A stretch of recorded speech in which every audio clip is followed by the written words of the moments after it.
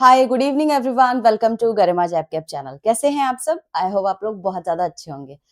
तो गाइज आज हम लोग यहाँ पर वन शॉट सीरीज कर रहे हैं। जैसा कि आप सभी को पता है कि इस वन शॉट सीरीज में मैं आपको जितने भी इंपॉर्टेंट टॉपिक्स हैं जो आपके आरबीडब्ल्यूएम एंड पीपीबी में जैब एग्जाम्स ने पूछे हैं, उन सारे टॉपिक्स को हम डिस्कस करते हैं।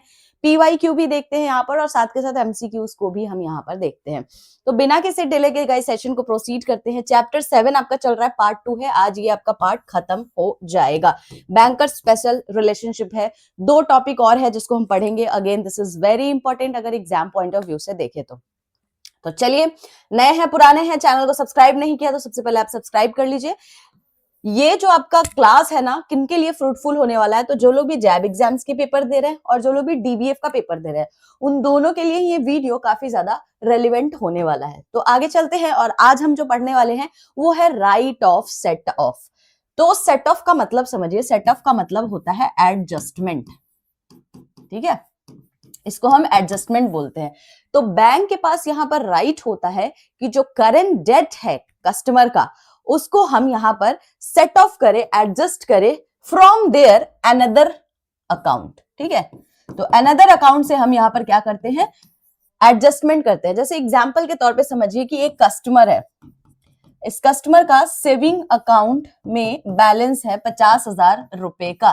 ठीक है, और इसी कस्टमर ने लोन ले रखा है और इसका लोन ओवर ड्यू है गाइस। ठीक है, और ओवर ड्यू है कितने का?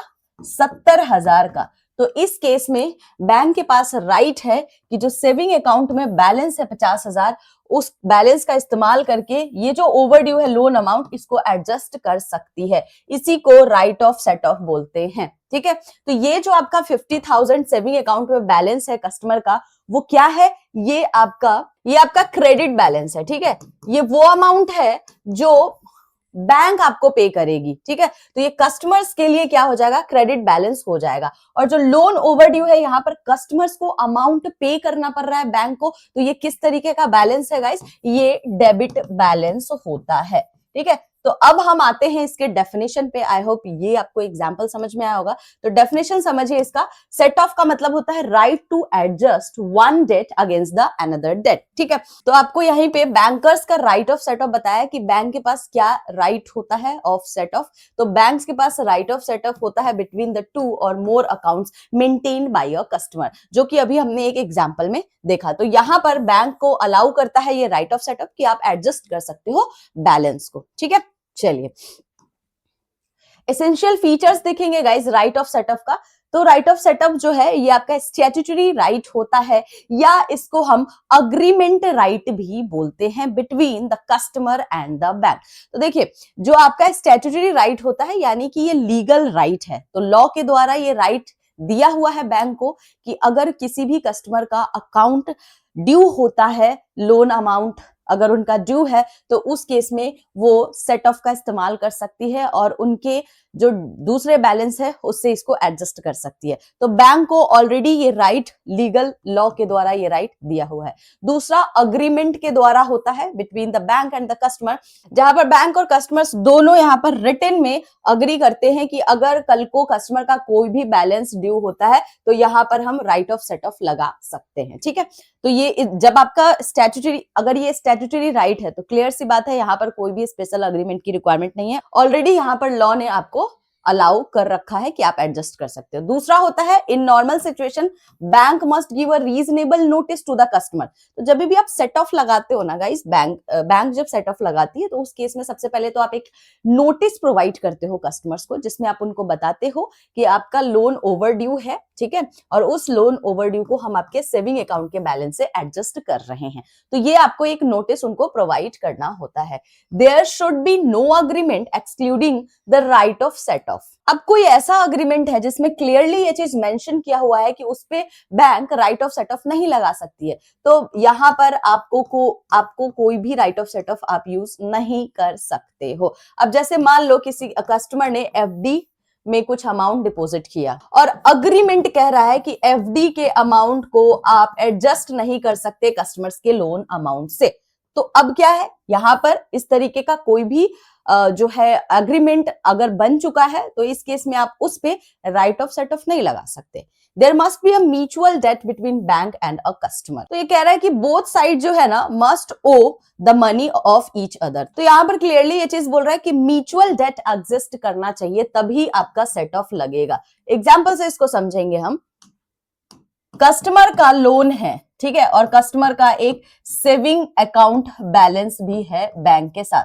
तो लोन है, इसका मतलब है ये क्या है, ये डेबिट है, ठीक है, और सेविंग अकाउंट बैलेंस है तो ये क्रेडिट है। तो अब आप यहां पर क्या देख रहे हो कि बैंक के पास भी कस्टमर का बैलेंस है, सेविंग अकाउंट बैलेंस है, और बैंक का लोन अमाउंट बैलेंस कस्टमर के साथ है। तो यहां पर आप क्या देख रहे हो, म्यूचुअल डेट जो है एग्जिस्ट कर रहा है। तो अगर इस तरीके का डेट एग्जिस्ट करता है तभी आप यहां पर राइट ऑफ सेट ऑफ का इस्तेमाल कर सकते हो। Both claim and cross claim must be for a definite and determined amount. अब यहां पर ऐसा नहीं हो सकता है कि सेट ऑफ आप किसी अनडिटरमाइंड अमाउंट यानी कि कोई गारंटर है उस पे आप इसको अप्लाई नहीं कर सकते हो। अगर कस्टमर ने यहां पर लोन लिया है, कस्टमर का अमाउंट यहां पर ड्यू हो रहा है और कस्टमर का कोई गारंटर है, तो आप गारंटर के अकाउंट पे सेट ऑफ नहीं लगा सकते हो। All the branches of bank are treated as a one entity for set off. अब जैसे मान लो कोई कस्टमर है, उसने लोन लिया है एसबीआई के दिल्ली ब्रांच से, ठीक है। अब इसका सेविंग अकाउंट बैलेंस एसबीआई के मुंबई ब्रांच में है। इस केस में भी आपका सेट ऑफ यूज किया जाएगा बैंक के द्वारा। इस केस में भी बैंक एडजस्टमेंट कर सकती है। तो यही लिखा है कि जितने भी ब्रांचेस होंगे उसको एक एंटिटी की तरह यहां पर ट्रीट किया जाएगा, ठीक है। चलिए और भी है, आगे चलते हैं। Set off can be exercised only for the debt that are due and recoverable. तो ऐसा नहीं है कि कोई फ्यूचर का ड्यू होने वाला है जो अभी एग्जिस्ट ही नहीं कर रहा है, उस पे आप सेट ऑफ अप्लाई नहीं कर सकते हो। ड्यू जो है, जो ड्यू अमाउंट है, उसी पे हम सेट ऑफ लगा सकते हैं। Set off can not be apply to contingent और फ्यूचर डेट। सीधी सी बात है, फ्यूचर डेट मे बी और मे बी नॉट। अगर इस तरीके का कोई डेट है तो उस पे भी आप सेट ऑफ नहीं लगा सकते हो। Mutuality must be in the same right and capacity. अब जैसे मान लो कोई पर्सन है, ठीक है, अब वो ट्रस्ट चला रहा है या मान लो उसका कोई पार्टनरशिप फॉर्म्स वगैरह है और उस केस में इस पर्सन ने पर्सनल डेट ले रखा है। तो पर्सनल अगर डेट ले रखा है तो अगर रिकवरी या एडजस्टमेंट भी करेंगे तो इनके पर्सनल अकाउंट से ही करेंगे। ऐसा नहीं है कि उनका कोई ट्रस्ट का अकाउंट होगा और फॉर्म का अकाउंट होगा तो उससे हम रिकवर कर लेंगे, ऐसा नहीं होगा। तो सेम राइट और सेम कैपेसिटी का होना चाहिए, ये लिखा हुआ है। Credit balance of the deceased person can not B set of against another customer debit balance. अब मान लो आपके फादर है, ठीक है, आपके फादर का सेविंग अकाउंट बैलेंस है और सन है यहाँ पे, ठीक है। सन ने यहाँ पर डेट ले रखा है, लोन ले रखा है। तो सन के लोन अमाउंट को हम फादर के सेविंग अकाउंट से के बैलेंस से एडजस्ट नहीं कर सकते हैं। मान लीजिए यहाँ पे राम है, ठीक है, तो राम के अगर फादर की डिमाइस हो गई है तो फादर के सेविंग अकाउंट के बैलेंस से हम राम के सन के जो भी डेट होंगे उसको रिकवर नहीं कर सकते हैं, उसको हम एडजस्ट नहीं कर सकते। वही चीज लिखी हुई है यहाँ पे, ठीक है, समझ में आया। चलिए आगे चलते हैं और automatic right of set of देखते हैं। तो कुछ ऐसे यहां पर आपको केसेस होते हैं जहां पर कोई भी राइट ऑफ सेट ऑफ की जरूरत नहीं होती है, ऑटोमेटिकली वहां पर एडजस्टमेंट लग जाता है। जैसे कि आप देख सकते हो, अगर किसी पर्सन की डेथ हो गई, इंसेन हो गया, इंसॉल्वेंट हो गया, तो बिना किसी प्रायर नोटिस के आप यहां पर अमाउंट को एडजस्ट कर सकते हो, सेट ऑफ लगा सकते हो। पार्टनर इंसॉल्वेंसी हो गई है तो कंपनी अगर वाइंड अप हो रहा है, कोर्ट की तरफ से गार्निश ऑर्डर लग चुका है, असाइनमेंट नोटिस आ गया है या कोई सिक्योर्ड मॉर्गेज नोटिस है, तो इस केस में बिना नोटिस के, बिना प्रायर नोटिस के आप राइट ऑफ सेट ऑफ का इस्तेमाल कर सकते हो, ठीक है। तो ये आपको पॉइंट याद रखना है। चलिए कुछ स्पेशल केसेस होते हैं गाइस, उसको देख लेते हैं। अगर कोई सोल प्रोप्राइटर बिजनेस है, सोल प्रोप्राइटर मतलब आपके खुद के नाम का ये बिजनेस होगा, ठीक है। अब आपने इस केस में पर्सनल कोई बैलेंस, पर्सनल कोई लोन ले रखा है, ठीक है, तो उस केस में आपके जो भी सोल प्रोप्राइटर बिजनेस अकाउंट होगा और पर्सनल अकाउंट होगा, दोनों को यहां पर कंबाइन किया जा सकता है और सेट ऑफ लगाया जा सकता है, ठीक है। Customer has no right to demand. ये जो सेट ऑफ का डिमांड है ना, सिर्फ और सिर्फ बैंक करती है। एडजस्टमेंट का काम सिर्फ यहाँ पर बैंक करेगी, उन्हीं के पास राइट होता है, कस्टमर के पास राइट नहीं होता है। एक केस गया था 1965 में मोहम्मद हुसैन साहब वर्सेस चार्टर्ड बैंक का, जिसमें कोर्ट ने क्लियरली यहाँ पर नलिफाई कर दिया मोहम्मद हुसैन साहब के जो भी दलील थे। इन्होंने ये कहा था कि right of set of customers को भी मिलना चाहिए, लेकिन यहाँ पर कोर्ट ने इस चीज को खारिज कर दिया, नहीं, सिर्फ और सिर्फ bank he right of set of का इस्तेमाल कर सकती है, कस्टमर नहीं कर सकता है। Right of set off is available only against the credit balance in a customer account. तो राइट ऑफ सेट ऑफ कहाँ पे अवेलेबल होता है? जहां पर आपका क्रेडिट बैलेंस हो, ठीक है, क्रेडिट बैलेंस पे ही आपके लगाया जाता है राइट ऑफ सेट ऑफ, ठीक है ना। तो यही सारी चीजें आपकी लिखी हुई है। चलिए, अब आई होप आपको समझ में आया होगा। अब इससे रिलेटेड ना हम एक क्वेश्चन करेंगे, एक दो। देखिए, चलिए क्वेश्चंस देखते हैं। कुछ क्वेश्चंस आपके एग्जाम में आए हैं नवंबर 2025 में। Right of set off is available to banker only against the fixed deposit, securities, credit balance in the customer account और फ्यूचर बैलेंस। तो राइट ऑफ सेट ऑफ कहाँ लगाया जाता है? सिर्फ और सिर्फ क्रेडिट बैलेंस अगर जो कस्टमर के अकाउंट में होता है उस पर लगाया जाता है। चलिए नेक्स्ट क्वेश्चन की तरफ चलेंगे हम। नेक्स्ट भी नवंबर 2025 का है। Automatic right of set of यानी कि without notice arises in which of the following cases? कौन से केस में ये देखने को मिलता है? Normal loan default, increase in overdraft limit, death और इंसॉल्वेंसी ऑफ द कस्टमर या opening of a new account. तो मैंने आपको कुछ लिस्ट बताए थे जिसमें मैंने बताया कि ऑटोमेटिकली हम यहाँ पर राइट ऑफ सेट ऑफ का इस्तेमाल कर सकते हैं विदाउट प्रायर नोटिस। तो डेथ और insolvency of the customer. Option see guys यहाँ पे करेक्ट आंसर हो जाएगा इस क्वेश्चन का, ठीक है। चलिए अब बात करेंगे राइट ऑफ अप्रोप्रिएशन के बारे में। क्या होता है अप्रोप्रिएशन का, क्या मतलब है? तो अप्रोप्रिएशन का मतलब है guys right to decide, right to decide, ठीक है। तो यहां पर ना आप अगर कोई कस्टमर है, ठीक है, जिसने एक या एक से अधिक लोन ले रखा है, अब इस केस में बैंक कौन से अमाउंट को पहले एडजस्ट करेगी, इसी को राइट ऑफ अप्रोप्रिएशन कहते हैं। यानी कि यहां पर बैंक, यहां पर उनको राइट दिया जाता है कि वो डिसाइड करे। इवन कस्टमर के पास भी ये राइट होता है कि वो खुद बताएं कि कौन सा अमाउंट वो पहले पे करना चाहती है, कौन से लोन जो ड्यू है उनके, कौन से लोन को वो यहाँ पर अपने अमाउंट से एडजस्ट करना चाहती है। इसी को राइट ऑफ अप्रोप्रिएशन बोलते हैं गाइस। आए चलिए, तो यहां पर आप देख सकते हैं right of appropriation means deciding which debt a payment will be adjusted against. और this situation is arises when a customer has a more than one account, अभी बताया मैंने, and has taken more than a one loan from the bank, ठीक है। तो अब इस case में ना सेक्शन 59 से लेकर के 61 of the Indian contract act 1872 deal करता है with the rules of appropriation of payment. तो अभी हम ये सेक्शंस के बारे में पढ़ने वाले हैं कि सेक्शन 59 किस तरीके का राइट ऑफ अप्रोप्रिएशन यानी कि पेमेंट का देता है बैंक को और कस्टमर को। सिमिलरली 60 कैसा देता है और 61 कैसा देता है, ठीक है। तो उसी को हम यहाँ पर देखने वाले हैं। तो who has the right to appropriate, किसके पास राइट टू अप्रोप्रिएट है, किसके पास यहाँ पर डिसाइड करने का राइट है, तो उसी को देखेंगे। तो सेक्शन 59 यहाँ पर राइट देता है किसको? डेटर को, यानी कि कस्टमर को यहाँ पर राइट देता है। कस्टमर खुद डिसाइड करता है कि how his payment should be adjusted, तो कैसे उनका पेमेंट एडजस्ट किया जाएगा। तो दो तरीके होते हैं यहाँ पे, एक होता है एक्सप्रेस इंस्ट्रक्शंस एंड दूसरा होता है इम्प्लाइड सर्कमस्टांसेस शोइंग इंटेंशन। तो क्या होता है दोनों? देखिए, एक्सप्रेस इंस्ट्रक्शंस में कस्टमर क्लियरली आपको बताता है कि कौन से लोन अमाउंट के बैलेंस को यहां पर एडजस्ट करना है, basically where his payment should be adjusted, इसके बारे में एक्सप्रेस इंस्ट्रक्शंस में वो बताता है। मान लो उनके पास लोन चल रहा है, पर्सनल लोन चल रहा है, होम लोन चल रहा है, ठीक है, ओवरड्राफ्ट की लिमिट आपने फैसिलिटीज ले रखी है।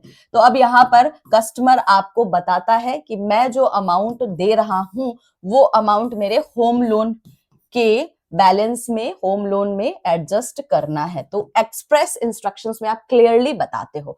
इम्प्लाइड सर्कमस्टांसेस में क्या होता है, कस्टमर आपको क्लियरली नहीं बताता है, बट रीजन ऑब्वियस होता है। यहाँ पर क्लियरली आपको बताता नहीं है, बस आपको मान लो 50,000 रुपए दे दिए। अब आपको पता है कि ये 50,000 लोन का जो भी इनका बैलेंस है उनके साथ एडजस्ट करना है। तो इंटेंशन क्लियर होता है कि लोन के अमाउंट को एडजस्ट करने के लिए ये पैसा दिया गया है, बट क्लियरली यहाँ पर नहीं बताया जाता है, ठीक है। तो if the bank accept the payment, अगर बैंक के पास ये पेमेंट एक्सेप्ट होती है तो वो फॉलो करता है कस्टमर्स के इंस्ट्रक्शंस को, कि कस्टमर ने किस तरीके का यहाँ पर इंस्ट्रक्शंस प्रोवाइड किया है। तो ये सेक्शन 59 कस्टमर को राइट देता है। सेक्शन 60 बैंक को राइट देता है। बैंक को यहां पर क्या राइट देता है कि अगर कोई भी कस्टमर स्पेसिफिक इंस्ट्रक्शंस नहीं दे रहा है, जैसे एम्प्लॉयड सर्कमस्टांसेस में उन्होंने स्पेसिफिक इंस्ट्रक्शंस तो नहीं दिए थे बट रीजन क्लियर था, ऑब्वियस था, तो बैंक खुद डिसाइड करती है कि कैसे उस पेमेंट को एडजस्ट करने वाली है। तो बैंक किसी भी लोन अकाउंट पे अमाउंट को एडजस्ट कर सकती है। ठीक है, ये आपको सेक्शन 60 राइट देता है। Now coming to section number 61, when neither customer nor bank give directions, अब दोनों में से किसी ने डायरेक्शन नहीं दिया, तब यहां पर लॉ खुद डिसाइड करता है। देखिए, तो यहां पर पेमेंट कैसे एडजस्ट किया जाता है, तो क्लियरली देखिए, पहला रूल तो ये कहता है कि जो पुराना आपका डेट है सबसे पहले उसको क्लियर किया जाए। ठीक है, पुराने डेट को हम ओल्डेस्ट डेट को पहले यहाँ पर क्लियर करते हैं, उसके बाद बाकी डेट में हम अमाउंट को डालेंगे। ठीक है, even if the debt is time barred, time barred का ये मतलब होता है कि जैसे मान लो किसी कस्टमर ने 2018 में लोन लिया था, अब वो लोन ड्यू है, 3 साल हो गए हैं, बैंक ने इसके लिए कोर्ट में केस फाइल नहीं किया था। अब क्या हुआ, टाइम लिमिट खत्म हो चुकी है, टाइम लिमिट खत्म हो गई है, इसका मतलब है कि बैंक कोर्ट में जाकर के इसकी रिकवरी की मांग तो नहीं कर सकता है, लेकिन स्टिल ये ऐसा नहीं है कि डेट कस्टमर का कैंसिल कर दिया गया, स्टिल ये डेट एग्जिस्ट कर रहा है, तो उसको हम क्या बोलते हैं, टाइम बार्ड। तो इस तरीके का अगर कोई भी डेट होता है तो उसको हम रिकवर नहीं कर सकते हैं, राइट ऑफ अप्रोप्रिएशन उसमें लगाते हैं। ठीक है, and if all debts are equal standing, ठीक है, तो पेमेंट इज एडजस्टेड प्रोपोर्शनली यहाँ पर पेमेंट को एडजस्ट करते हैं। जैसे मान लो पर्सनल लोन है, उसमें भी 50,000 ले रखा है आपने, होम लोन है उसमें भी मान लो 50,000 है, कार लोन लिया है वो भी 50,000 है, और आपने यहाँ पर पेमेंट किया है मान लीजिए 15,000 का। ठीक है, तो प्रोपोर्शनलिटी के हिसाब से तीनों में बराबर बराबर अमाउंट डाला जाएगा, 5,000 5,000 5,000, तो इक्वल जो है स्टैंडिंग यहाँ पर प्रोवाइड की जाती है। ठीक है, तो यही चीज आपको यहाँ पर लिखी हुई है। आइए कुछ इंपॉर्टेंट कोर्ट रूल देख लेते हैं इंटरेस्ट वर्सेस प्रिंसिपल के बारे में।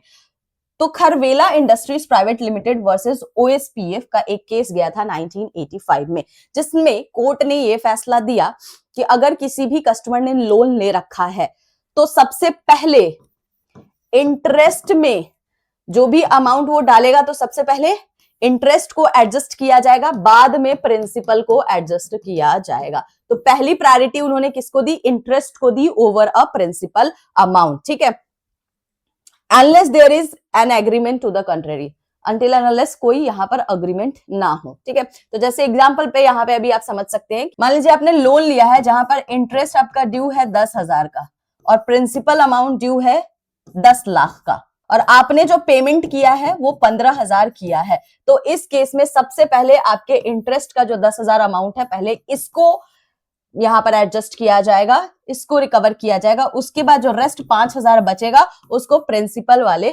अमाउंट में एडजस्ट किया जाएगा। यही आपको ये रूल बताता है। ठीक है, आई होप समझ में आया होगा। चलिए अब इससे रिलेटेड हम क्वेश्चन करेंगे गाइस। तो right of appropriation of the payment in the banking is governed by which sections of the Indian contract act 1872। तो कौन से सेक्शन में right of appropriation of payment के बारे में बताया गया है गाइस, तो अभी थोड़ी देर पहले ही मैंने बताया था। सेक्शन 54 से 56 है, सेक्शन 57 से 58, सेक्शन 59 टू 61 या सेक्शन 62 टू 64। करेक्ट आंसर क्या हो जाएगा, ऑप्शन नंबर सी हो जाएगा, 59 से 61 यहाँ पर right of appropriation of payments के बारे में बताता है।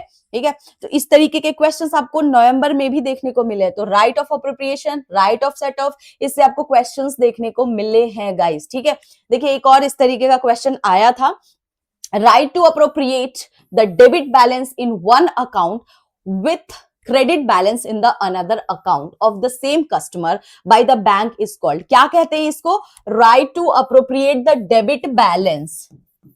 डेबिट बैलेंस कौन सा हो गया, यहां पर कस्टमर का जो लोन ओवर ड्यू है। ठीक है, ये हो गया आपका डेबिट बैलेंस। क्रेडिट बैलेंस कौन सा हो गया यहाँ पे, तो कस्टमर के जो सेविंग अकाउंट में बैलेंस है, तो हम यहाँ पर जो डेबिट बैलेंस है उसको क्रेडिट बैलेंस से क्या करते हैं, एडजस्ट करते हैं। ये किसकी बात कर रहा है गाइज, ये कौन से राइट की बात कर रहा है, गार्निशी की बात कर रहा है, सेट ऑफ की बात कर रहा है, लीन की बात कर रहा है या रेटिंग की बात कर रहा है। बहुत बेसिक सा क्वेश्चन है, सेट ऑफ की बात की जा रही है, राइट ऑफ सेट ऑफ की बात हो रही है यहाँ पे। ठीक है, यानी कि एडजस्टमेंट की बात की जा रही है। तो ऑप्शन बी क्या हो जाएगा, करेक्ट आंसर हो जाएगा इस क्वेश्चन का।